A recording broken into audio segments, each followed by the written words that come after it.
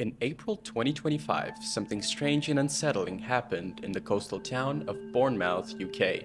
A man in his 40s was found dead lying in a tent after what seemed like an assault. But what was even more chilling, the circumstances surrounding his death weren't clear, and the investigation in the case is still going. This is a story that raises more questions than answers. Where did this man come from? Who could want him dead? And most importantly, what happened that night? Bournemouth is a town that prides itself on its calm, quiet lifestyle. It's known for its beautiful coastline, picturesque landscapes, and a strong sense of community. It's the kind of place where everyone knows everyone else, and strangers don't come and go unnoticed. So when the body of an unknown man was found behind a row of houses in a secluded part of town, it left everyone stunned. The discovery was made on a crisp spring morning. A local resident who had been out for a walk noticed something was wrong. The area behind the houses, usually quiet and peaceful, seemed off. The man, dressed in a worn jacket and jeans, was found lying lifeless inside a tent. His body showed signs of blunt force trauma, and it quickly became apparent that he did not die from a natural cause. The immediate reaction from police was this could be an isolated crime, perhaps the result of a robbery gone wrong. But as officers began investigating, it became clear that there was more to this death than meets the eye. There was no obvious valuables missing from the scene, no signs of a struggle beyond the injuries inflicted on the man. The tent he had been staying in was small and unremarkable, suggesting that he wasn't a homeless person, but perhaps somebody who set up camp temporarily. The police were quick to check the area for any evidence of the man's identity, but they came up empty-handed. No identification was found on the victim, no wallet, no phone with accessible contacts, not even a simple piece of paper with his name on it.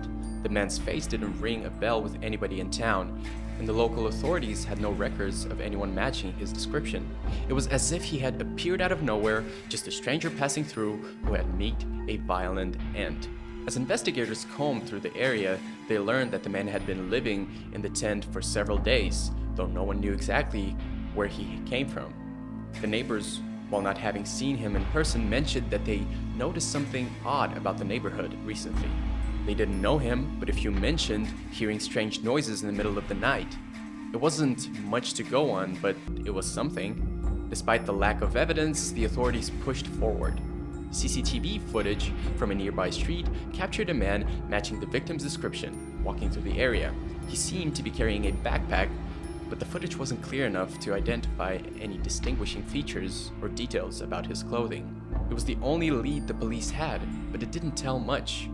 The footage only raised more questions than answers. Who was he? Why had he been walking through that part of town? And more importantly, what had led him to that spot in that particular night? The breakthrough came when a local woman came forward with a fragment of information. She hadn't seen the man directly, but she recalled walking past the area a few days before the discovery of the body. She mentioned seeing the man sitting in front of the tent speaking to someone. She couldn't recall much about the other person, only that the conversation seemed casual. Nothing out of the ordinary, but it was enough to get the police thinking. Had the person he had been speaking to connected to his death? Had they been the one to harm him? The woman could offer no description of the second person, and no one else had witnessed anything unusual. Yet, the police believed there was something more to this brief encounter that could be vital to the case. Was it the work of someone local, or had the man been in the wrong place at the wrong time? As the investigation slowed, the truth became more elusive. Perhaps the answer lay in the man's past, hidden away, somewhere locked away forever.